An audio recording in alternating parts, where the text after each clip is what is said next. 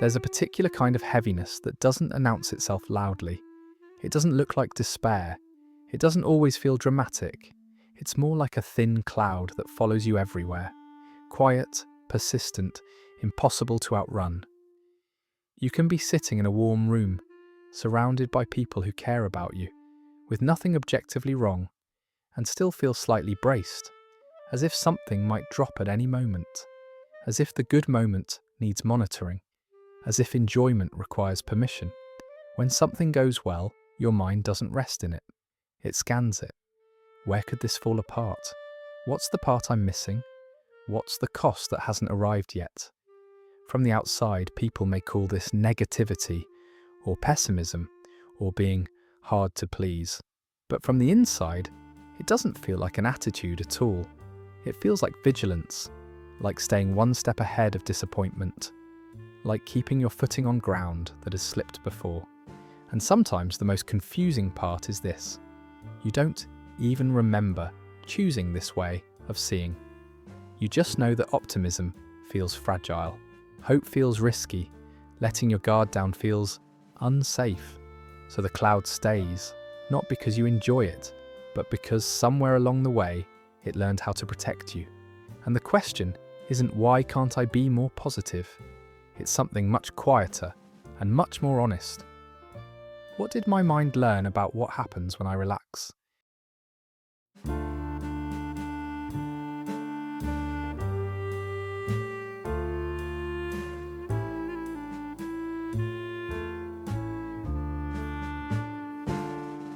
For some people, positivity doesn't feel encouraging.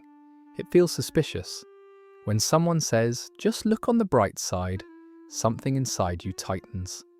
Not because you want to be negative, but because your system doesn't trust the brightness. It feels premature, unprotected, like stepping into open space without checking the ground first.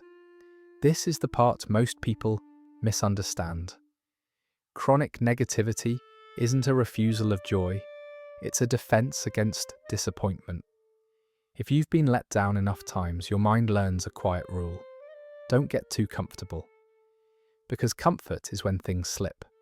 Hope is when the fall hurts more. So instead of leaning into good moments, you stay slightly back from them. You watch them, measure them, wait for the flaw to reveal itself. That's why forced optimism can feel invasive. It asks you to bypass the part of you that's scanning for danger. It asks you to turn off an alarm without explaining why it was installed in the first place. For someone wired this way, positivity doesn't feel neutral. It feels like exposure, like lowering a shield in a world that once proved it couldn't be trusted. Even praise can trigger this response.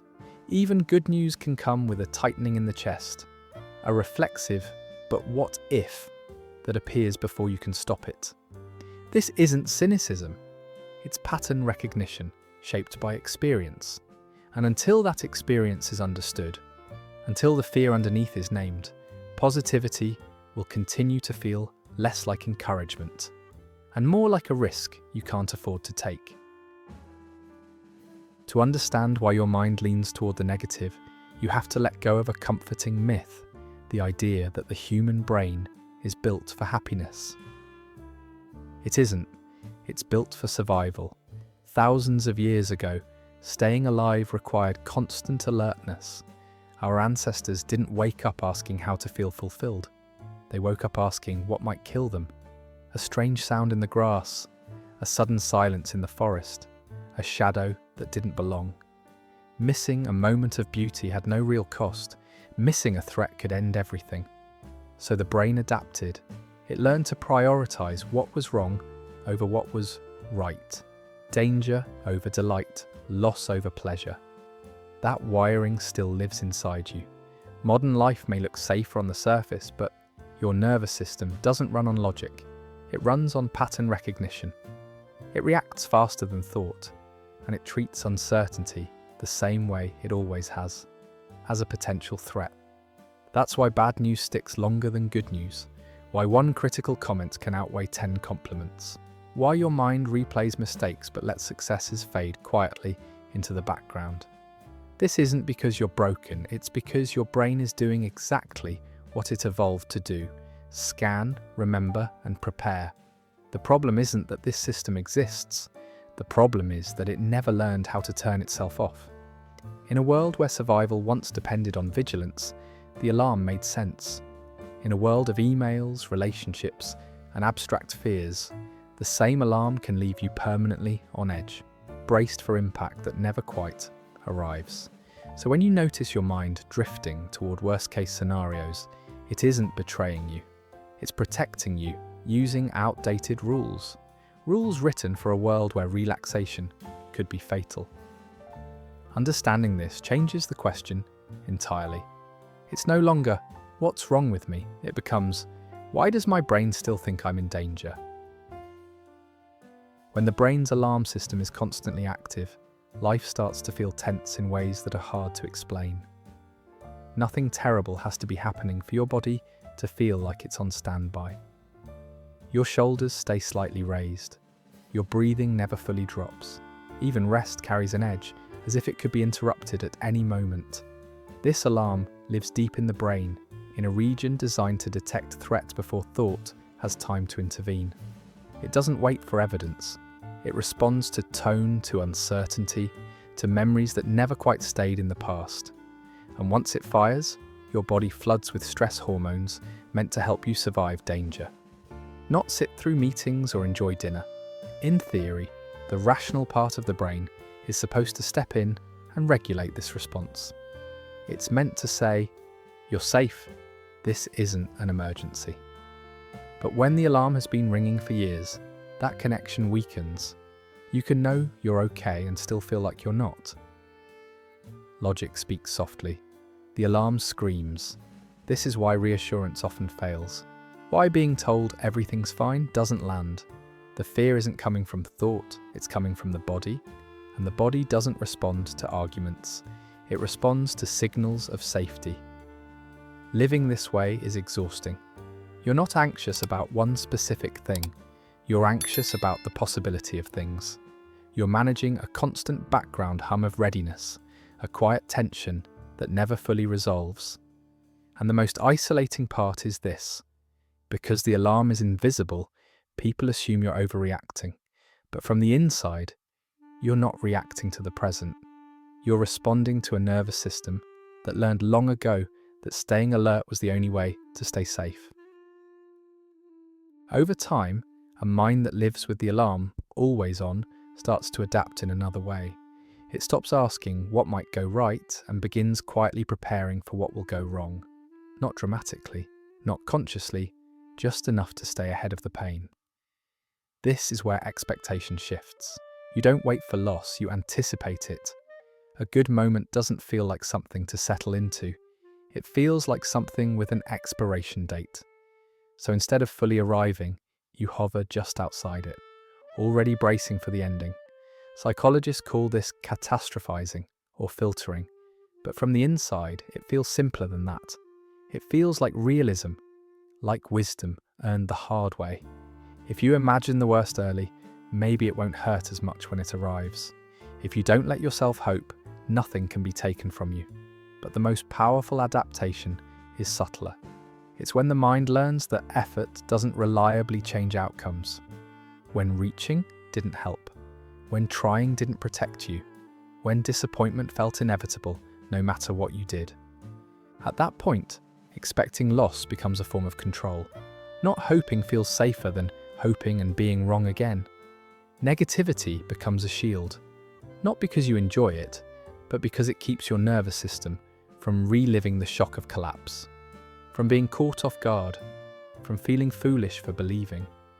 And slowly, without anyone noticing, the question shifts. Not what could happen, but why would it work out for me? That's not pessimism. That's a mind that learned, very carefully, how to survive repeated endings. No one is born scanning the room for what might go wrong. That skill is learned, often early, often quietly. In some childhoods, safety didn't come from being relaxed or expressive. It came from being careful, from noticing the shift in a parent's tone, from reading the mood before speaking, from learning very young that mistakes carried consequences. but success is passed without much notice. In these environments, vigilance is rewarded, not with praise but with the absence of punishment, and that absence becomes the goal. A child learns to anticipate criticism before it arrives, to correct themselves internally before anyone else has to spot the flaw before it's pointed out. Over time, this doesn't feel like fear, it feels like responsibility, maturity, being good. This is where perfectionism often begins. Not as ambition, but as protection. If everything is done just right, maybe nothing bad will happen. If you stay ahead of error, maybe you can stay ahead of rejection. The problem is that perfection has no finish line. There is always one more thing to adjust, one more risk to manage. As that child grows up, the environment may change, but the strategy remains. The inner critic keeps working long after it's needed. Vigilance becomes automatic. Rest feels undeserved. Ease feels unfamiliar. And because this pattern once kept connection intact, letting go of it can feel dangerous. Like disarming the very system that kept you safe. The mind doesn't ask whether the strategy still fits. It only remembers that once it worked.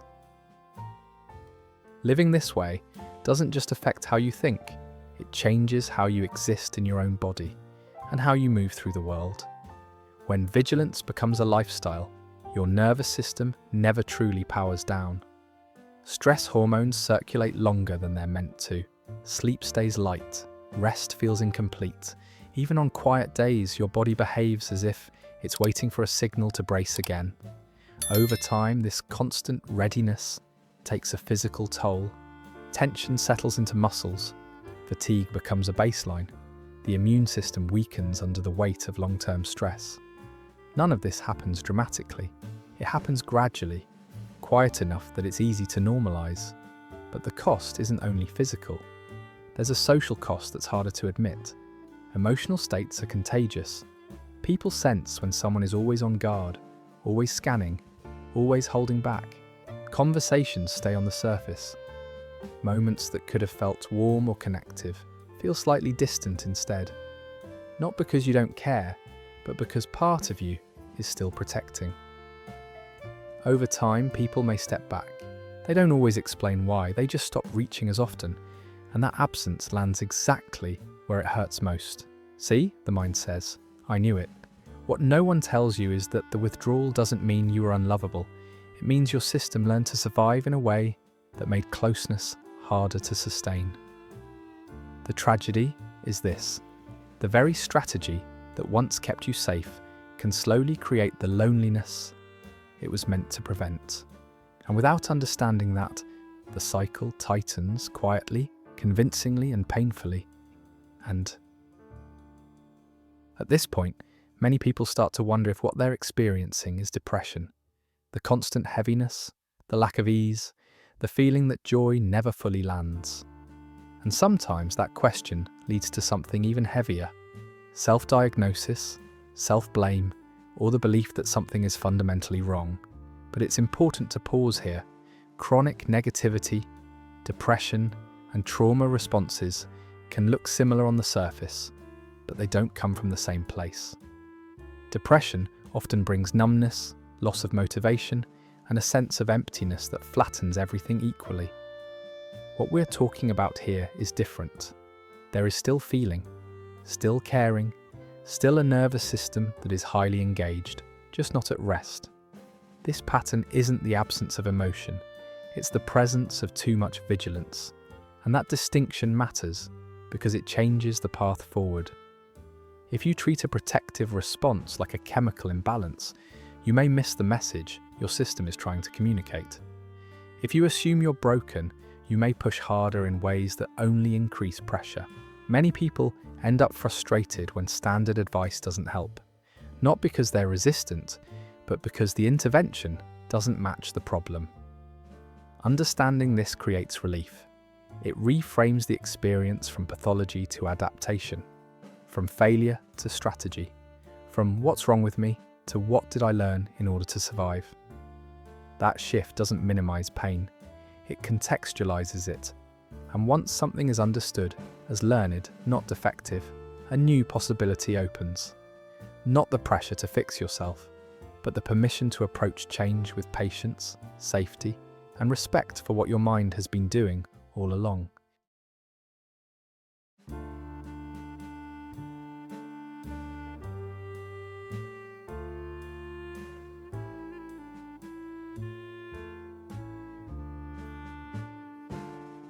If your mind has been shaped by vigilance, the answer isn't to force yourself to think positively. In fact, trying to override your instincts with optimism often backfires. It asks your system to relax before it feels safe enough to do so. Real change works in the opposite direction. The brain doesn't shift because it's told to. It shifts because it experiences safety, consistently, gently, over time. This is what neuroscience means by neuroplasticity. New pathways don't form through pressure. They form through repetition in a calm state. Think of your thoughts like paths in a forest. The negative ones are wide and well-worn because they've been travelled for years. They're efficient, automatic. The alternative paths aren't blocked because they're wrong. They're blocked because they haven't been used yet. This is where practices like cognitive reframing can help. Not as a demand to feel better, but as an experiment. When a familiar thought appears, "This won't last," or "Something will go wrong," you don't argue with it. You simply ask, "Is this a fact, or is this my nervous system predicting danger?" Small exercises matter here. Not grand affirmations, but subtle shifts in attention. Noticing 3 things that went well at the end of the day.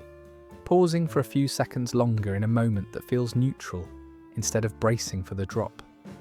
These moments don't create happiness overnight. They create something more foundational, tolerance for safety.